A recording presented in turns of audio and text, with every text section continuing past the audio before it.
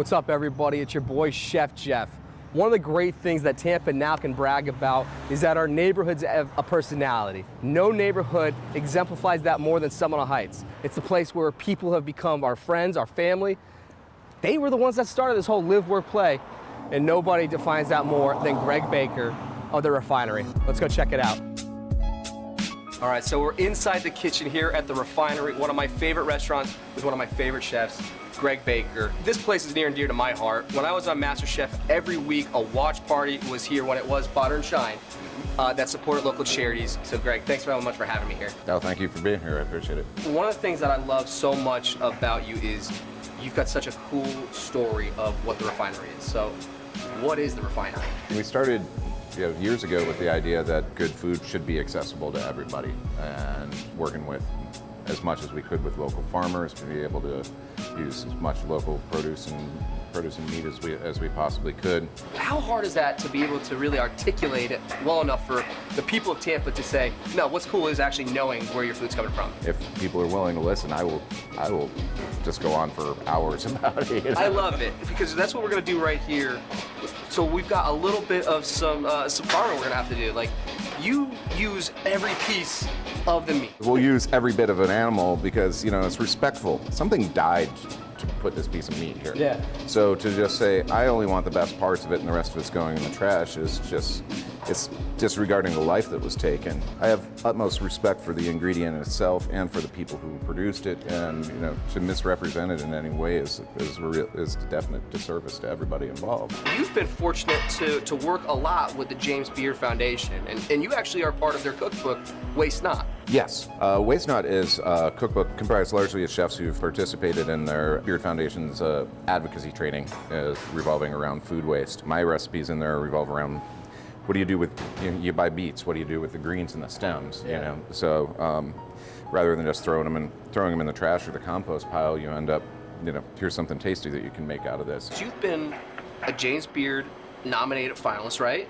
Yes. How many times? Because you now have just taken the pride of actually hanging those up in the restaurant. Yes, 6 times. 6 times. Best New Restaurant in 2011 and Best Chef South 2012 through 2016. You've made it cool to enjoy the recipes and to enjoy the story behind where those humble pieces of what that meal represents. Walk me through a little bit of your culinary background. After dropping out of college several times, I decided maybe college isn't for me, maybe culinary school might be a better way since that's what's been paying the bills. So I moved off to Portland, Oregon in the mid-'80s and went to culinary school there. And came back here and then went back to Portland. So you bounced around a little bit. You took those lessons along those cities, because you were here, Florida, you do Portland, you do Austin. How much did those cities, because you've seen it there, play into where we're going, where we're at, where we need to go? We're not going to be the next Austin. We're not going to be the next Portland. We're going to be Tampa. We are what we've created here. And, a lot of people have done similar to me and moved away and came back. We're going to grow our own green grass here and make this city be what we want, created in our image and our vision. So community service has been a huge thing for you guys. Who are some of the organizations that you support to really make an impact here in Tampa? I've been talking with the folks at Grace Point as far as mental health advocacy. If there's a cause that comes to the door and says, hey, we want your help and we believe in it, we're going to be there. I love that. And that's because you guys have been such incredible neighbors here in Seminole Heights. Like, everyone supports one another. Go after good causes, support good people, and just do a right thing by it. It's not limited to humans and food. I mean, we're collecting pet supplies for, I know, because you guys have Suncoast Animal beautiful League. Dogs. They're shipping all this up to North Carolina for people who are affected by Florence, who their animals are doing without. So it never stops. No, if there's a little bit of good that we can do in the world, why not do it? So what's next?